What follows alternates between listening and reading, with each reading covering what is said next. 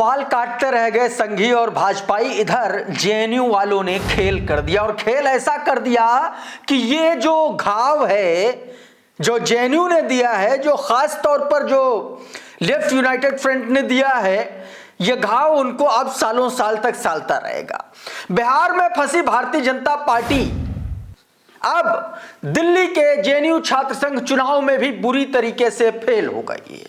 ये वही जेएनयू है जिसको 2014 के बाद से तरह तरह के हथकंडों के लिए भाजपा और उसके एबीवीपी के जो गुंडे हैं वो इस्तेमाल करते आए हैं।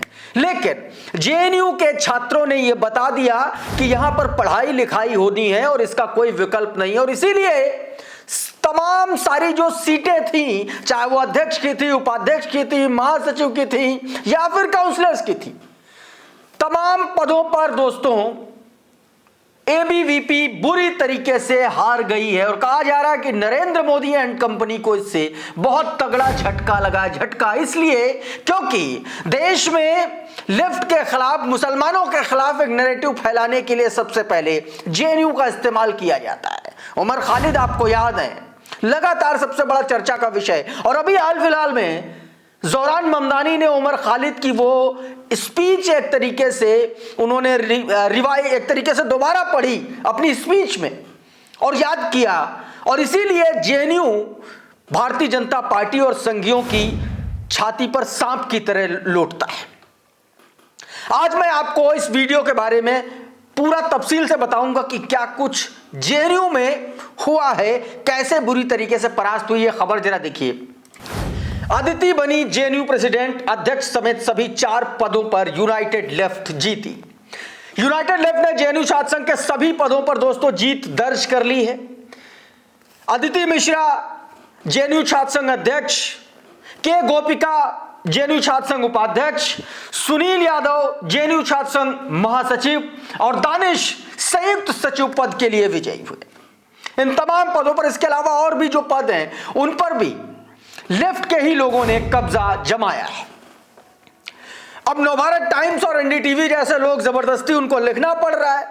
देखिए, एनडीटीवी ने भी लिखा कि जेएनयू इलेक्शन एबीवीपी का हो सकता है सुपड़ा साफ, यह अभी भी मानने के लिए तैयार नहीं है और एबीवीपी का सुपड़ा साफ हो गया है। ये जो तस्वीरें आप अपनी स्क्रीन पर देख रहे हैं वो जीत के बाद सेलिब्रेशन की तस्वीरें हैं। देखिए जरा, अदिति मिश्रा प्रेसिडेंट जीती हैं, के गोपिका vice president, Sunil Yadav general secretary और दानिश अली ज्वाइंट सेक्रेटरी। आप देखिए जीत का ये कॉम्बिनेशन देखिए, ये सिर्फ और सिर्फ भारतीय जनता पार्टी की हार नहीं है। इस जीत के कॉम्बिनेशन में आप देखिए, इसमें मुस्लिम्स भी हैं, इसमें जनरल कैटेगरी के भी लोग हैं, इसमें ओबीसी कैटेगरी के भी लोग हैं।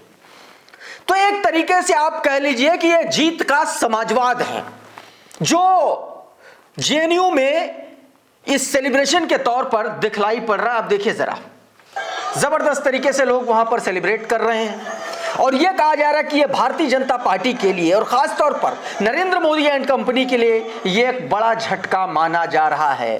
सारे के सारे जो 4 अहम पद हैं, चाहे अध्यक्ष हो, चाहे उपाध्यक्ष हो, चाहे जनरल सेक्रेटरी हो, चाहे ज्वाइंट सेक्रेटरी हो, चारों के चारों पद जो है एबीवीपी हार गई है दोस्तों। ये तस्वीर देखिए जरा, प्रशांत कनौजिया लिखते हैं, इस तस्वीर को शेयर करते हुए लिखते हैं कि जेएनयू छात्र संघ चुनाव में नरेंद्र मोदी हारे और छात्र जीते।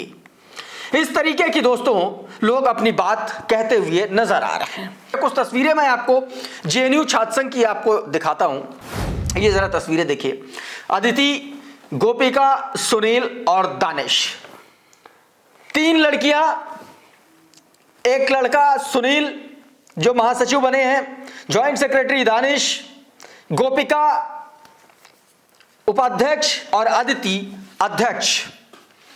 ये तस्वीरें बहुत कुछ बयां करती हैं दोस्तों। प्रेसिडेंट आयशा की हैं Aditi Mishra, vice president SFI की हैं student federation of India, general secretary DSF की है और ज्वाइंट सेक्रेटरी आयशा। यानी कि 2 कैंडिडेट ज्वाइंट सेक्रेटरी और प्रेसिडेंट आयशा के, एक एसएफआई का और एक डीएसएफ का। इस तरीके से जेएनयू ने जीत दर्ज करके एबीवीपी को मुंहतोड़ और करारा जवाब दिया है। इसी पर समर राज लिखते हैं, उधर बिहारियों ने ओपिनियन पोल एग्जिट पोल निकालते, बिहार में ओपिनियन पोल एग्जिट पोल निकालते रहो, इधर जेएनयू में कामरेड लोगों ने लाल लाल लहरा दिया है। हमेशा की तरह लालच दिखा करके एबीवीपी को आखिर में एक ठेंगा दिखा दिया है। मीडिया वाले दिन भर एबीवीपी जीती चला लिए, आखिर में भारी मन से मोदी सरकार मुर्दाबाद टाइप के नारे सुन रहे हैं। चमत्कार के नाम पर पीएसए को विजयलक्ष्मी शिंदे नहीं रही, अकेले तीसरा विकल्प बने खड़ी रही। आखिरकार 4 के चारों सीटें लेफ्ट ने जीत ली हैं। जरा ये वीडियो देखिए आप।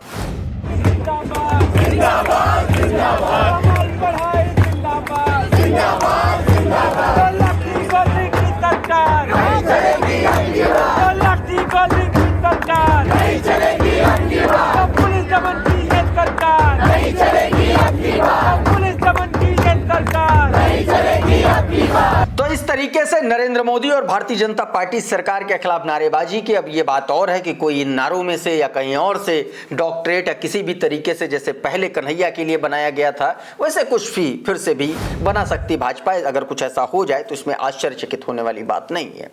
बिहार चुनाव की बात करते हैं। बिहार चुनाव में एनडीए सरकार में सहयोगी सांसद सांबी चौधरी एलजेपी से हैं। देखिए कैसे दोनों हाथों की उंगलियों में वो अपनी स्याही दिखा रहे हैं। इसका मतलब सांसद जैसे लोग भी बेईमानी कर रहे हैं, वोट चोरी कर रहे हैं खुलेआम। देखिए जरा ये वीडियो,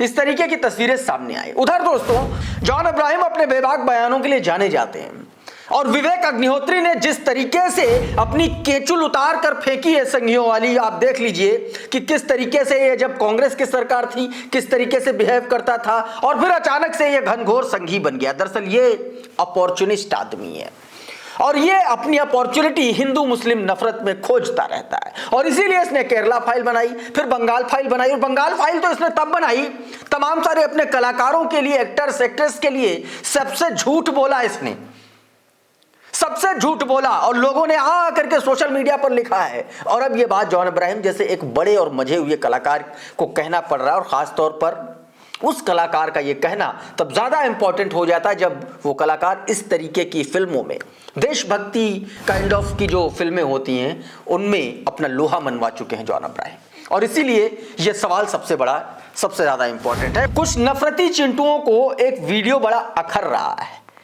क्यों अखर रहा है वो मैं अभी आपको बताऊंगा, पहले ये वीडियो देखिए। ये एक कॉलेज है जिसमें लड़के और लड़कियां जो है अलग अलग पढ़ाई कर रहे हैं। इस वीडियो को केरल का बता करके प्रचारित किया जा रहा है, जबकि ये वीडियो महाराष्ट्र का है। और नफरती चिंटुओं को पेट में मरोड़ इसलिए मच रही है क्योंकि लड़के और लड़कियां साथ में पढ़ रहे हैं, और जो गोल टोपी और जो हिजाब और बुर्का उनको नजर में आ रहा है, शायद इसी से इनकी नफरत जो है वो कुलांची मारने लगती है। और इसीलिए इनको दिक्कत और समस्या पैदा हो रही है कि दरअसल ऐसा कैसे हो सकता है, ये क्यों हो सकता, क्यों नहीं हो सकता है। आप अपने धर्म अपने रिलीजन के हिसाब से चलना चाहिए। किसी दूसरे के धर्म किसी दूसरे के रिलीजन में आप हस्तक्षेप करें तो उसको हिंदुत्व नहीं कहा जा सकता। सीधे तौर पर यह दूसरों के लिए रोड़ा अटकाने वाली बात कही जाती है। मुस्लिम राइट मैटर्स नाम का ट्विटर हैंडल है, उसने ये वीडियो जारी किया और लिखा कि एक ही क्लास रूम में लड़कियों को अलग और लड़कों को अलग बैठाया गया। ये क्लासरूम महाराष्ट्र का है, लेकिन भाजपा आईटी सेल इसे केरल का बता करके शेयर करा रहा है। एक और दिखाता हूं, मुसलमान क्या करे इस देश में, यह कम से कम किसी को बता देना चाहिए। मैं ये बात इसलिए कह रहा हूं दोस्तों क्योंकि कुछ ऐसी तस्वीरें हैं। एक लड़का है, एक व्यक्ति है जो दूध बेचने का काम करता है। अब इन नफरतियों को उससे भी दिक्कत है। सुनिए जरा इस वीडियो में क्या कहा जा रहा है। आगे एक लड़का जो है, जो गोल टोपी लगाए हुए मुस्लिम है, वो दूध बेचने का काम करता है, और पीछे कार में बैठा हुआ व्यक्ति कैसे कमेंट्री कर रहा है। ये जा रहे हैं भाई साहब टोपी लगा के, और ये दूध ढो रहे हैं, मतलब दूध बेचेंगे। तो सीखने वाली बात ये है कि ये अपना कोई भी काम करें, दूध बेचें, या कोई प्रोफेसर किसी क्लास को पढ़ा रहा हो, इंजीनियरिंग कॉलेज में कोई डीन हो, किसी भी इस तरह से, या कोई पॉलिटिशियन हो, ये अपने मजहब का रिप्रेजेंटेशन देने से नहीं चूकते। ये खुल के टोपी लगाते हैं और खुल के अपना जो कल्चर है इनका उसको प्रपोज करते रहते हैं। लॉन्च करते रहते हैं। और हम लोग हिंदू जरा सी तरक्की क्या हो जाए, लड़का इंजीनियर क्या बन जाए, सबसे पहले वो तिलक लगाना छोड़ेगा। अब एक और तस्वीर आपको दिखाता हूं कि कैसे मुसलमानों को गलत केसेस में फंसाया जा रहा है। दो तस्वीर दिखाता हूं, एक मध्य प्रदेश की और एक उत्तर प्रदेश की। सबसे पहले ये वीडियो देखें जरा, देखिए इन लड़कों को, इन लोगों को गिरफ्तार किया गया है। क्यों गिरफ्तार किया गया है? कसाई मंडी से गिरफ्तार किया गया है और भैंस काटने पर इनको गिरफ्तार किया गया। गौरक्षकों का कहना था कि इन्होंने गौहत्या की है और उसके बाद इनको लाठी डंडे से पीटा और उसके बाद में इनको जो है गिरफ्तार करवा दिया और 9 लोगों को जेल भेज दिया गया। पुलिस ने इसे भैंस का पाड़ा बताया। जो भैंस का पाड़ा होता है बछड़ा टाइप से, उसको काटने का काम ये लोग कर रहे थे और ये तो खरीदारी होती, काटे जाते। और उसके आरोप में देखिए कि किस तरीके से घटना। अब एक और तस्वीर उत्तर प्रदेश से दिखाता हूं। बीते दिनों गाजियाबाद में महिला पुलिस ने 26-27 अक्टूबर की दरमियानी रात में एक एनकाउंटर किया। उस एनकाउंटर में इरफान, शादाब, अमन और नाजिम को अरेस्ट किया, पैर पर गोली मार दी। दावा किया कि ये चारों यात्रियों को ऑटो में बैठा करके, पुलिस ने जो दावा किया, ऑटो में बैठा करके लूटते थे। अब कोर्ट ने इन पुलिस कर्मियों पर और खास तौर पर जो महिला थानेदार हैं उन पर मिसलेनियस केसेस के नाम से केस दर्ज कर लिया। केस दर्ज करने का आदेश दिया, कहा यह गलत है एक तरीके से, और उसमें साफ तौर पर सीसीटीवी में दिखाने के लिए कहा। थानेदार बहाने बनाती रहो, सीसीटीवी नहीं दिखा पाई, जिसके बाद कोर्ट ने थानेदार के खिलाफ मुकदमा दर्ज करने के लिए कह दिया है दोस्तों। तो इस तरीके से जब पकड़े जाते हैं तो मुंह मेमने जैसा बन जाता है और नहीं पकड़े जाते हैं तो एकदम जो है अपने आप को हिंदू हृदय सम्राट समझने लगते हैं लोग। पुलिस भी इससे अछूती नहीं है। इस वीडियो में इतना ही। बहुत बहुत शुक्रिया, बहुत बहुत धन्यवाद। आप जुड़े रहिए द लाइव टीवी के साथ। नमस्कार। द लाइव टीवी, सच सबसे आगे।